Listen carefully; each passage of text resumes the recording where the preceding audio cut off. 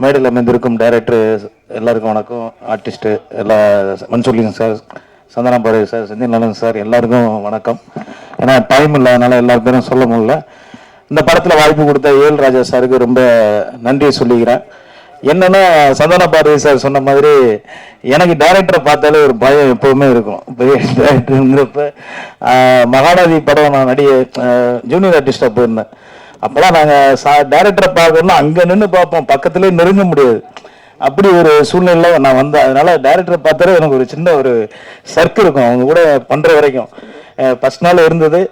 அதுக்கப்புறம் சார் வந்து என்னை இயல்பாக அப்படி உள்ளே இழுத்துட்டு போயிட்டார். வாடா தம்பி, என்னடா நீ என் தம்பி தான்டா அப்படிங்கிற அளவுக்கு இழுத்துட்டு போய் ஒரு சாதாரணமாக என்ன ஆக்கி நடிக்க வச்ச சந்தனா பாரதி சாருக்கு நன்றி. நான் நடித்ததை விட இந்த படத்தில் நடித்த ஸ்ரீஹரிக்கு மேலே சொல்லணும். ஃபஸ்ட்டு ஒரு ஆல்பம் வந்து ஏஎல் ராஜா சார் தம்பியை வச்சு பண்ணியிருந்தேன். நான் பார்த்துட்டு அதில் மிரண்டேன். அதுக்கப்புறம் தான் சொன்னாப்புல இப்படி தம்பிக்கு சில பேச முடியாது, காது கேட்காதுன்ட்டு. ஆனால் அதை மீறி அவருடைய திறமையை காமிச்சிருக்கிறதுக்கு அவருக்கு வாழ்த்தையும் மேன்மேலும் வளர என்னுடைய வாழ்த்துக்களை தெரிவிச்சுக்கிறேன். நன்றி. அதுக்கப்புறம் விக்ரம் சுந்தர் ரொம்ப அற்புதமாக பண்ணியிருக்காப்புல. அவர் காம்பினேஷன் எனக்கு கம்மியாக தான் இருந்தது, ஆனால் சிறப்பு ரொம்ப நல்லா பண்ணியிருக்காப்புல. மகிழ்ச்சி. மஸ்தான் மாஸ்டர், டான்ஸ் மாஸ்டர், எனக்கு வந்து அந்த சாங் நீங்கள் பார்த்துருப்பீங்க. உண்மையாக நான் இப்போ ஒரு டான்ஸர் ஆடத்தையோ ரொம்ப கஷ்டப்பட்டு ஆடிருக்கேன். ஒரே நாளில் ஆட வச்சிட்டாரு.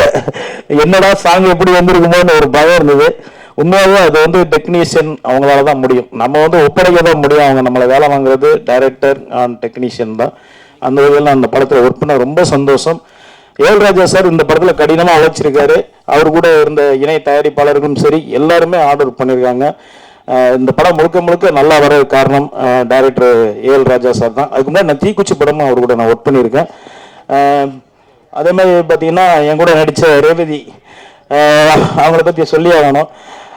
ரொம்ப நல்லா நடித்தாங்க, மிக்க மகிழ்ச்சி. அதுக்கப்புறம் அவங்களோட படங்களில் நிறைய நடிப்பாங்கன்னு பார்த்தா இப்போ வந்து அரசியலில் இறங்கியிருக்காங்க. மிக்க மகிழ்ச்சி, ரொம்ப சந்தோஷம்.